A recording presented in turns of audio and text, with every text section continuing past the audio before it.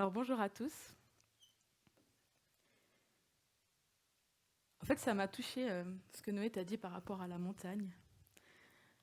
Parce que cette semaine, il y a une amie à l'école biblique qui me disait, en fait, quand on passe du temps dans la présence de Dieu, puis moi j'ai transformé ça en disant qu'on passe du temps à être dans la reconnaissance, dans la présence de Dieu, c'est comme si on imagine l'image, on est dans une grande ville. Alors imaginez vraiment une grande ville, hein, pas de type Fribourg ou Bulle, vraiment la grande ville où il y a du monde partout, où il y a des choses partout, où il y a plein de panneaux, des grands immeubles.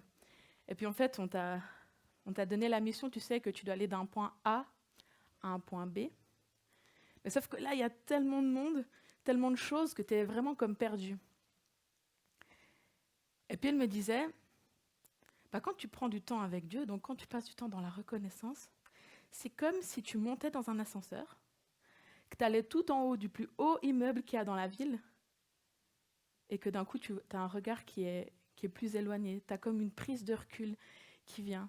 Et même face à ces montagnes, j'avais cette image-là aussi de me dire, ouais, il y a peut-être des grosses montagnes, des grosses choses. Et quand on prend la peine d'être dans la présence de Dieu, comme on l'a vécu ce matin, quand on prend la peine de louer Dieu pour ce qu'il a déjà fait, pour qui il est, être reconnaissant pour ce qu'on a déjà, comme on l'a fait ce matin, c'est comme si Dieu il nous élève, il nous donne un regard nouveau. Il nous donne de voir en fait les circonstances qui ont certes pas changé. Si on reprend l'image de la ville, il y a toujours du monde qui va à droite, à gauche. Mais c'est comme si d'un coup tu as du recul. D'un coup tu as un nouveau regard et il y a cette paix qui vient. Et je crois que la reconnaissance pour ça, elle est vraiment une arme clé pour nous. Bon, j'imagine que c'est quelque chose d'assez connu hein, dans le milieu chrétien. On sait que c'est bien de dire merci à Dieu. On sait que c'est bien de louer Dieu. J'espère que, au pire, si je vous l'apprends, tant mieux. Au moins, ce matin, maintenant, vous le savez. Mais je vais partir du principe qu'on sait en tant que chrétien que la reconnaissance, c'est une bonne chose. Mais je crois que là où on a besoin de s'encourager, c'est de se dire comment, du coup, est-ce que je suis dans la reconnaissance? Qu'est-ce qui m'aide, peut-être dans les moments où effectivement je vois le monde partout et puis que je suis un peu troublée parce que je ne trouve pas le panneau que je cherche pour la prochaine direction? Comment est-ce que dans ces temps-là, je peux quand même être dans une attitude de reconnaissance envers mon Dieu? Pour ça, ce matin, on va procéder en 2 temps. D'abord, je vais vous raconter une histoire biblique. Oui, c'est surprenant hein, pour une prédication, on va se baser sur la Bible, jusque-là ça va. Allez, un peu de réaction, on dit waouh Fanny, on va partager la Bible ce matin. Incroyable, c'est cool. Hein. Et dans un deuxième temps, je vais faire un parallèle avec nous aujourd'hui en fait, parce que l'histoire qu'on va partager, elle est dans l'Ancien Testament. Les choses étaient un peu différentes, mais on verra qu'il y a certaines choses qui n'ont pas changé. On va parler un petit peu du peuple d'Israël. Donc l'histoire que je vais prendre ce matin, elle est assez étalée, elle se trouve dans l'Exode, toute la première partie de l'Exode, en fait, Exode 1 à 19. Et on va parler l'Exode, du coup, juste pour reposer le contexte, si jamais, aussi pour ceux qui nous écoutent, que l'Exode, c'est le deuxième livre de la Bible, ça fait partie de ces 5 premiers livres qu'on attribue à Moïse, qui ont été écrits, en fait, pour rappeler au peuple d'Israël ce que Dieu a déjà fait pour lui, pour leur rappeler leurs origines, etc. Et puis, au début, donc dans la Genèse, on voit qu'à un moment donné, Dieu il s'est choisi un homme spécifique, Abraham, et puis il a dit, à toi et ta descendance, je te choisis, et puis tu auras une grande descendance, et puis tu béniras les peuples. Et puis de cette descendance, il a plusieurs descendants, jusqu'à un certain Joseph. Et ce Joseph, par la force des choses, par les circonstances de sa vie, il va, à un moment donné, avec toute sa famille, s'installer dans le pays d'Égypte. Et puis là, le peuple d'Israël va grandir, grandir, grandir, grandir, grandir, jusqu'à un certain moment où ça commence à faire un petit peu peur au roi qui arrive sur l'Égypte. On va lire ensemble quelques versets au début de l'Exode, Exode 1, 8, plus ou moins jusqu'à 14. « Il s'éleva sur l'Égypte un nouveau roi, qui n'avait point connu Joseph. Il dit à son peuple, « Voilà les enfants d'Israël qui forment un peuple plus nombreux et plus puissant que nous. Allons, montrons-nous habiles à son égard, empêchons qu'il ne s'accroisse et que s'il survient une guerre, il ne se joigne à nos ennemis pour nous combattre et pour ensuite sortir du pays. » Et l'on établit sur lui des chefs de corvée, afin de l'accabler de travaux pénibles. C'est ainsi qu'il bâtit les villes de Pithom et de Ramsès pour servir de magasin au pharaon. Ils leur rendirent la vie amère par de rudes travaux en argile et en briques et par tous les ouvrages des champs. Et c'était avec cruauté qu'il leur imposait toutes ces charges. Donc je disais, on va partager sur le peuple d'Israël. Au début, c'est un peu compliqué pour lui. Enfin, au début. On n'est déjà pas seulement au début, mais à ce moment-là, c'est un peu compliqué pour lui, mais on voit que Dieu entend la souffrance de son peuple. Parce que 2 chapitres plus loin, l'Éternel dit « J'ai vu la souffrance de mon peuple qui est en Égypte, et j'ai entendu les cris que lui font pousser ses oppresseurs, car je connais ses douleurs. Je suis descendu pour le délivrer de la main des Égyptiens, et pour le faire monter de ce pays dans un bon et vaste pays, dans un pays où coule le lait et le miel. » Donc on voit que Dieu va utiliser, quand l'Éternel dit, là il s'adresse à Moïse, et on voit que Dieu va utiliser Moïse pour délivrer son peuple. Alors après, il y a toute une série de péripéties, certains vous connaissez, hein. Souvent on a déjà, enfin il n'y a pas longtemps en plus, j'avais prêché sur quelques de ces éléments-là, mais on voit que Dieu délivre son peuple, il y a toute une série d'actions qui se passent, jusqu'à un moment donné, peut-être la plus grande libération qu'ils ont pu voir de leurs propres yeux, c'est quand le peuple d'Israël donc, s'est déjà enfui d'Égypte, il arrive devant la mer, et en fait, ils ne peuvent pas nager, ils ne peuvent pas traverser à la nage. Mais le problème, c'est que derrière eux, il y a qui ?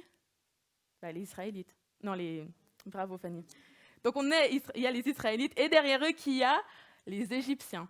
Donc ils se retrouvent coincés. Et là, ils vont voir de leurs propres yeux quand même une grosse délivrance. Ils vont voir Dieu ouvrir la mer devant eux, ça c'est déjà une chose. Ensuite, eux, ils vont pouvoir passer, mais ils ont toujours les Égyptiens à leur trousse derrière, hein, donc ça peut être un peu flippant. Donc ils vont passer, et puis quand les Égyptiens viennent dans la mer, qu'est-ce qui se passe ? Pouf ! La mer, elle se referme sur les Égyptiens. Franchement, si au début de notre vie de foi, on voit une grande délivrance comme ça, on peut que constater, ouais, franchement, Dieu, il est bon, Dieu, il existe, et Dieu, il est puissant, n'est-ce pas ? D'ailleurs, le peuple d'Israël, il le constate. Au chapitre 15, qu'est-ce qu'ils vont faire ? Ils vont faire vraiment un cantique de délivrance. Ils vont chanter un chant de louange, un chant de victoire à l'Éternel pour dire « Mais merci de nous avoir délivrés comme ça ». C'est beau, non ? On a de quoi être reconnaissant pour toute une vie après ce sauvetage, j'ai envie de dire. Oui. Mais, regardons quelques versets plus loin. Donc, dans le même chapitre 15, où au début, on lit le chant de délivrance, d'un coup, ça fait 3 jours qu'ils sont dans le désert, et puis, on peut lire « Le peuple murmura contre Moïse en disant « Que boirons-nous » Alors Moïse cria à l'Éternel, et l'Éternel lui indiqua du bois qu'il jeta dans l'eau, et l'eau devint douce. Voilà, première petite étape, là ça va, le peuple il se plaint un peu, il murmure. On voit que Dieu continue à être bon, il ne les a pas seulement délivrés, il continue à être bon, et il donne un bâton à Moïse pour que l'eau devienne douce et que les Israéliens aient à boire. Bon, jusque-là ça va. Un chapitre plus loin, chapitre 16, verset 3. Les enfants d'Israël leur dirent « Mais que ne sommes-nous pas morts par la main de l'Éternel dans le pays d'Égypte ? Car vous nous avez amenés dans ce désert pour nous faire mourir de faim, pour faire mourir de faim toute cette multitude. » Une fois c'est la soif, une fois c'est la faim. Bon, on le rappelle, Dieu est bon, alors Dieu va pourvoir aux besoins de son peuple. Dieu va donner que tous les matins, il y a de la manne qui tombe du ciel, donc ils ont du pain pour manger. Et puis, il est tellement bon que même le soir, il fait venir des cailles dans le désert pour qu'ils aient même de la viande. Donc Dieu pourvoit, on peut le dire, en abondance quand même par rapport aux besoins du peuple. Bon, on se dit à ce moment-là, ça va ? Encore un ? Oui. Toujours un chapitre plus loin, cette fois on est au chapitre 17, versets 2 et 3. « Alors le peuple chercha querelle à Moïse, ils dirent « Donnez-nous de l'eau à boire. » Moïse leur répondit « Pourquoi me cherchez-vous querelle et pourquoi tentez-vous l'Éternel ?» Le peuple était là, pressé par la soif et murmurait contre Moïse. Il disait, « Pourquoi nous as-tu fait monter hors d'Égypte pour me faire mourir de soif avec mes enfants et mes troupeaux ?»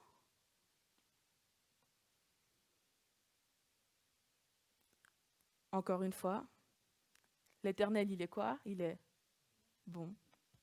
Et il va donner, cette fois-ci, un bâton à Moïse pour qu'il puisse frapper un rocher et que de l'eau en sorte. Bon, je pense que là, on est gentiment bon pour faire le point.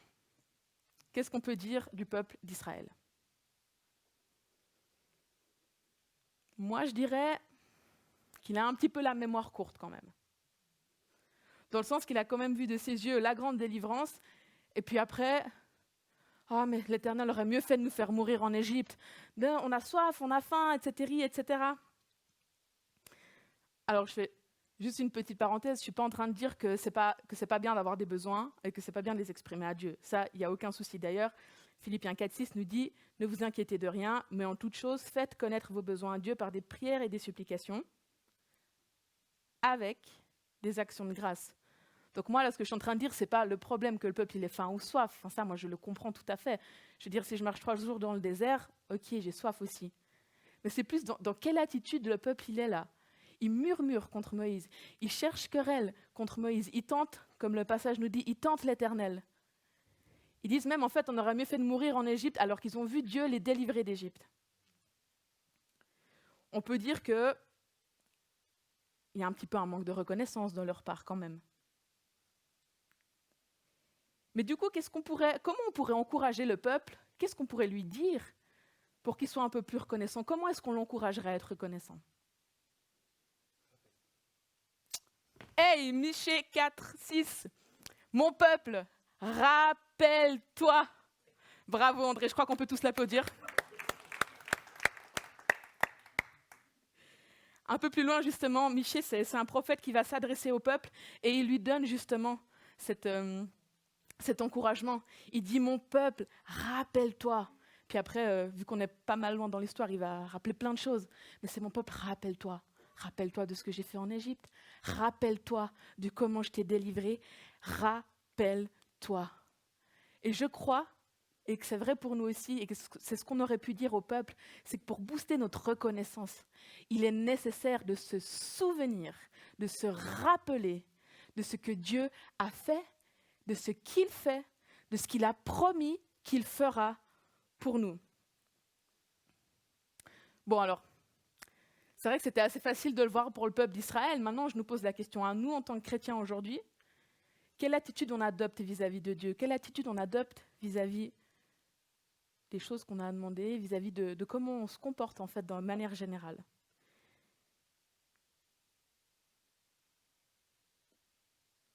C'est vrai que peut-être on n'a pas vu de nos yeux la grande délivrance, comme je vous l'ai raconté pour le peuple d'Israël. On n'a pas forcément vu, enfin moi en tout cas, j'ai jamais vu une mer s'ouvrir devant moi et puis se refermer sur mes ennemis ou mes adversaires. C'est vrai. Mais est-ce que nous, on n'a pas vécu aussi une grande délivrance? Est-ce que la mort sur la croix et la résurrection de Jésus, c'est pas pour nous aussi cette grande délivrance que Dieu a opérée?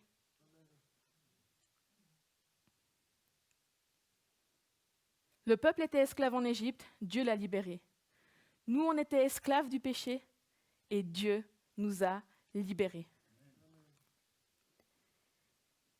D'ailleurs, Paul nous le dit. Paul, juste pour savoir, c'est un apôtre, c'est quelqu'un qui prêchait l'évangile beaucoup à son époque. D'ailleurs, la plupart des lettres qu'on trouve dans le Nouveau Testament, elles ont été écrites par lui. Et puis là, il est dans une de ses prédications, en Actes 13, 38, et puis il le dit très bien. « Sachez-le donc, mes frères, c'est par lui, donc en parlant de Jésus, c'est par lui que le pardon des péchés vous est annoncé. Et c'est par lui que toute personne qui croit est libérée de toutes les fautes dont vous ne pouviez pas être libérés par la loi de Moïse. » Jésus savait qu'on n'était pas capable de se sauver nous-mêmes. Jésus savait qu'on n'était pas capable d'être parfait par nos propres forces devant Dieu. Alors Jésus a porté le poids de nos fautes. Et comme le dit le texte, c'est en croyant à cette œuvre qu'on est libéré. Et comme le peuple d'Israël, qu'on a vécu cette grande délivrance.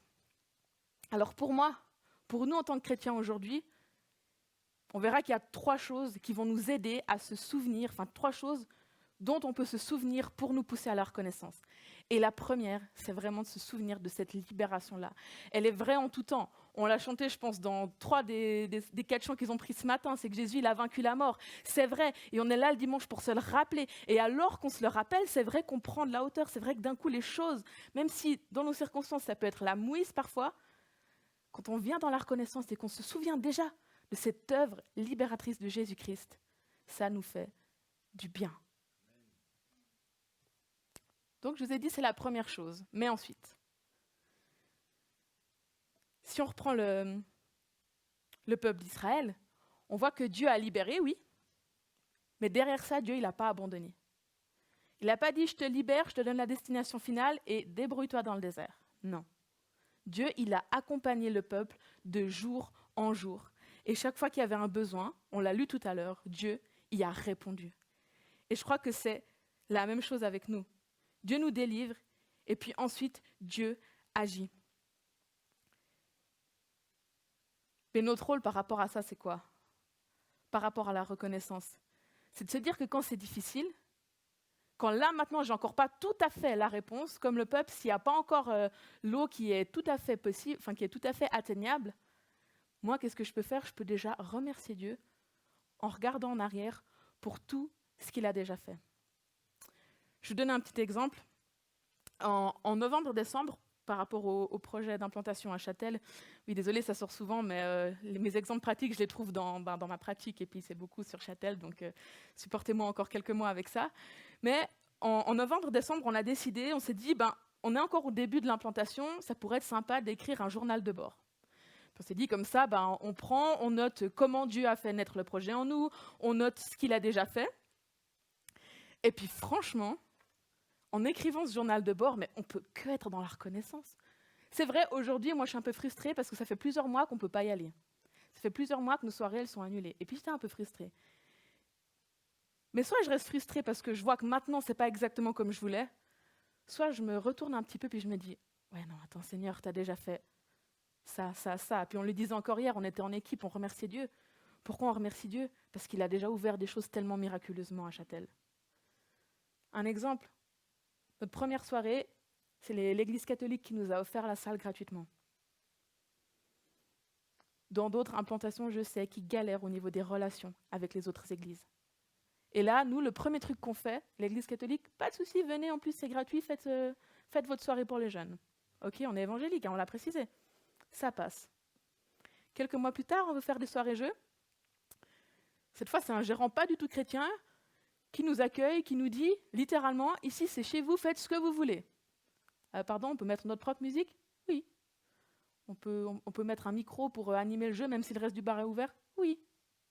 On peut vraiment faire ce qu'on veut? Oui. Waouh, merci Seigneur. Un dernier exemple. On voulait ouvrir, pendant le premier confinement, déjà aussi la même chose, frustration parce qu'on ne peut pas avancer, tatati tatata. Et puis là, on prend un temps de prière sur Zoom. C'était lundi soir. Et puis, d'un coup, j'ai Sonia et Claudio Carnero qui me disent Fanny, on a à cœur de te soutenir à Châtel. Est-ce que tu as besoin de quelque chose?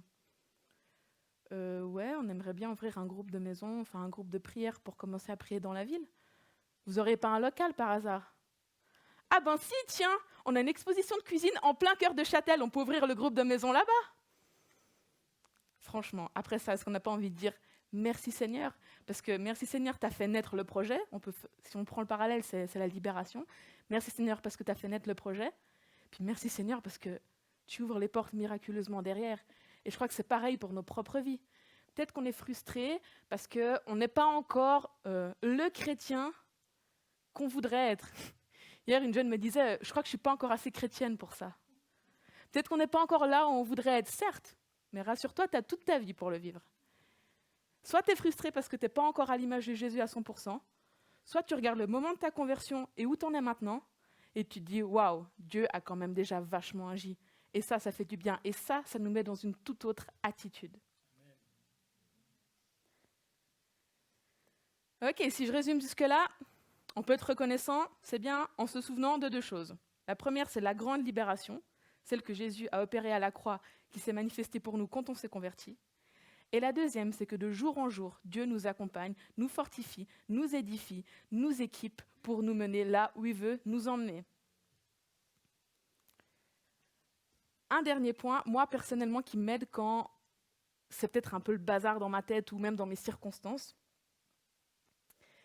c'est de me souvenir des promesses que Dieu m'a faites. D'ailleurs, vous êtes plusieurs à l'avoir témoigné il y a 2 semaines maintenant, à quel point les promesses de Dieu, elles nous portent et elles nous tiennent. Si on reprend le peuple d'Israël, en Exode 3:8, on l'a lu tout à l'heure, mais je le relis juste, c'est Dieu qui parle et dit « Je suis descendu pour le délivrer de la main des Égyptiens et pour le faire monter de ce pays dans un bon et vaste pays, dans un pays où coule le lait et le miel. » Le peuple d'Israël, quand il est dans le désert, Dieu ne lui dit pas juste « c'est ta destination finale ». Il lui a dit, dès le départ, il a dit à Moïse que la destination finale, c'était un bon pays. Alors fondamentalement, pour nous, ça veut dire quoi? Très globalement, déjà, on sait que notre destination finale, ce n'est pas notre vie sur cette terre. Très globalement, on sait, et moi, ça m'encourage quand les choses sont vraiment difficiles, de me dire qu'à un moment donné, tout ça, ça stoppe, et que Dieu, il me prépare une place auprès de lui pour l'éternité. Amen. Amen. Déjà ça. Puis au-delà de ça, j'aime quand Dieu me donne aussi des promesses plus ponctuelles par rapport à une situation que je suis en train de vivre. En tant qu'Église, on l'a vécu, je l'ai mis là, je pourrais le montrer là. En tant qu'Église, on l'a vécu l'année passée, quand au début de l'année, Dieu nous dit « Oublie l'oppression car tu n'as rien à craindre », et qu'après, on vit, effectivement, on voit de l'oppression autour de nous, on est quand même mieux quand on peut s'accrocher à cette promesse de Dieu. Et parce qu'on s'accroche à cette promesse, on peut avoir une attitude différente que juste celle où tout va mal, où c'est compliqué. On se dit « Oui, d'accord, moi je ne renie pas qu'il y a des choses compliquées, mais c'est comme l'image du début. » Qu'est-ce qui nous permet de prendre la hauteur par rapport à tout ça? C'est aussi les promesses que Dieu a faites pour nous. Si je reprends l'exemple avec Châtel, on peut être un petit peu frustré parce qu'on peut se dire on a commencé, on n'a toujours pas de conversion, il y a toujours pas, on n'a toujours pas forcément beaucoup de Châtelois qui ont rejoint notre projet. Mais si on regarde à ce que Dieu nous a dit au début, il nous avait donné une image qu'il y avait comme des conduites souterraines, et puis au début, c'était que quelques gouttes. Et qu'il ne fallait pas s'inquiéter de ça. Parce qu'à un moment donné, il y aura un déluge. Alors au final, je ne sais pas maintenant ce qui me fait le plus peur entre le pas du tout ou bien le déluge, où d'un coup, il y aura plein de gens. Mais ça me fait du bien dans le travail qu'on fait de me dire tous les efforts qu'on fournit, ce n'est pas pour rien.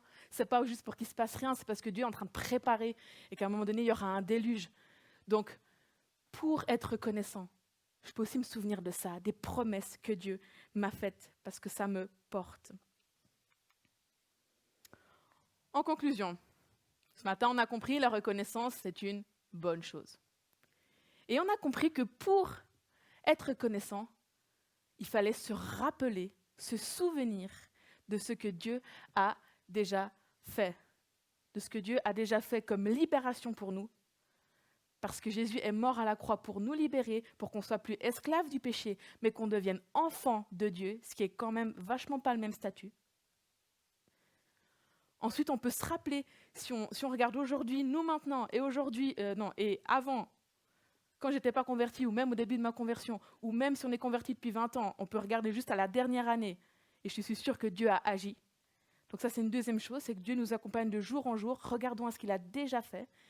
Et en plus, quand on regarde à ce qu'il a déjà fait, et qu'on sait que dans la Bible, Dieu nous dit qu'il ne change pas, moi, ça m'encourage personnellement, quand je suis dans une période un peu de tempête, de me rappeler mes dernières tempêtes, me dire, ok, Dieu m'avait libéré, là, je ne vois pas encore la libération, mais parce qu'il ne change pas, et que je me rappelle de ce qu'il a déjà fait, je sais qu'il va me libérer. Et ce qui nous porte aussi, finalement, comme je l'ai dit, c'est ces promesses de Dieu pour nous.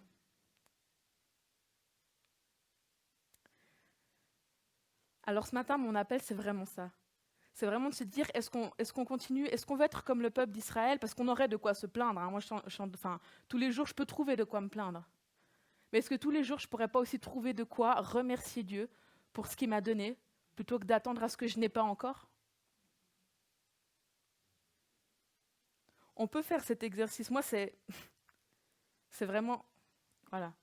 Je le vivais pas forcément tout le temps avant, mais là, en préparant, c'est comme hier, on était avec l'équipe de Châtel, on priait, puis je me suis dit, bon, si je passe pas d'abord un temps de reconnaissance et que demain ils m'entendent prêcher, ça va pas le faire. Donc, ce que je vais faire, c'est qu'on va commencer par un temps de reconnaissance. Et je sais pas, peut-être vous pouvez témoigner, ceux qui étaient là, ça vous met dans quel état de cœur quand on commence par être dans la reconnaissance et redire à Dieu merci pour tout ce qu'il a fait? L'état de cœur, il change.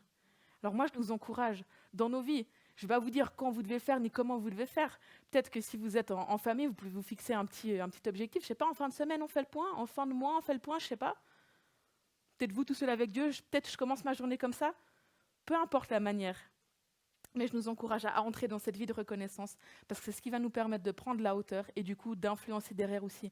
Parce qu'on n'est pas dans une attitude tout mou, tout triste, mais on a quelque chose, on a une espérance, on a quelque chose à donner aux autres.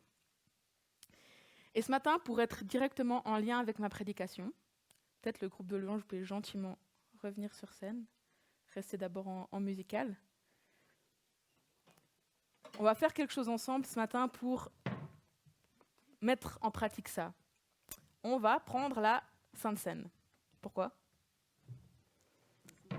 Parce que la Sainte Seine, est-ce que ce n'est pas justement le fait de se souvenir de ce que Jésus a fait pour nous ? Alors, ce qu'on va faire ce matin, c'est qu'on va prendre la Sainte Seine, juste techniquement, pour aller passer par les allées du milieu et puis pour ressortir par les extérieurs. Ça, c'est pour éviter tous les croisements. Puis ce que je vais vous demander de faire, c'est de prendre la Sainte Seine vraiment dans cette attitude de reconnaissance. D'abord, en prenant le pain et le vin pour se souvenir de ce que Jésus a fait à la croix pour nous. Et ensuite, alors que le groupe de louanges va prendre un chant, vous pouvez vous remettre à votre place. Et en lien avec mon deuxième point, se dire merci à Dieu pour les dernières choses que vous avez déjà vues faire pour vous, de ce que vous avez déjà vu qu'il a fait pour vous. Peut-être se comparer d'il y a peut-être 4-5 ans et aujourd'hui dire « Ok Seigneur, je vois que tu agis, merci pour ça. Merci parce qu'avant j'étais vraiment peureuse, j'étais tout le temps stressée. Maintenant c'est plus que de temps en temps quand il y a des choses nouvelles. » Ça c'est pour moi. Et puis si vous avez des promesses aussi auxquelles vous vous raccrochez, prenez le temps pour faire la même chose. Mais du coup, voilà, ce que je nous encourage, c'est de prendre cette Sainte Seine, être dans un temps de reconnaissance par rapport à Dieu. Et puis ensuite, le groupe pourra prendre un dernier chant. Je vais juste terminer par la prière. Moi, Seigneur, je veux vraiment te remercier. Te remercier pour le Dieu bon que tu es. Merci Jésus, parce que tu es bon avec moi, tu es bon avec chacun d'entre nous, Seigneur. Merci parce que tu t'es sacrifié à la croix pour moi. Merci parce que grâce à ça, il n'y a plus rien qui m'ôte de la présence de Dieu. Merci parce que le voile a été déchiré et aujourd'hui, j'ai un accès direct à mon Père. Et cet accès direct me conduit tous les jours. Me conduit tous les jours parce que j'ai un conseiller, parce que j'ai un avocat, parce que j'ai un défenseur, parce que j'ai un guide, parce que j'ai un ami, un confident. Et tout ça, Jésus, c'est grâce à toi. Et Seigneur, je te remercie aussi pour toutes les œuvres que tu as déjà faites dans ma vie, dans la vie de chacun qui est présent ici ce matin. Merci pour les œuvres que tu as déjà accomplies dans notre Église, Seigneur. Merci pour les promesses que tu nous donnes. On veut se réjouir avec toi, Jésus. Entraîne-nous à avoir un cœur encore plus reconnaissant, Seigneur. Entraîne-nous à avoir une vie où on est dans la reconnaissance, Seigneur. Bien sûr que des fois, on te demandera des choses parce que tu es un bon père et avec un père, on peut parler. Mais ôte de nous toute cette plainte, toute cette plainte qui nous amène vers le bas, Seigneur. Mais permets-nous de monter dans cet ascenseur par la reconnaissance et d'aller vers le haut. Jésus, je prie que tu viennes vraiment nous transformer à ce niveau-là, Seigneur. Et que parce que tu nous transformes, Seigneur, on puisse aussi être des agents de transformation, de consolation pour les autres, Seigneur. Parce que certes, on ne renie pas tout ce qui est difficile, mais parce qu'on a une espérance, parce qu'on a un espoir, parce qu'on est positif, pas juste parce qu'on fait des choses pour être dans l'attitude positive, pour être bien avec soi-même. Non, mais parce que toi, tu nous transformes, Jésus. Je prie que tu viennes vraiment nous toucher, Seigneur, ce matin. Dans le nom de Jésus. Amen.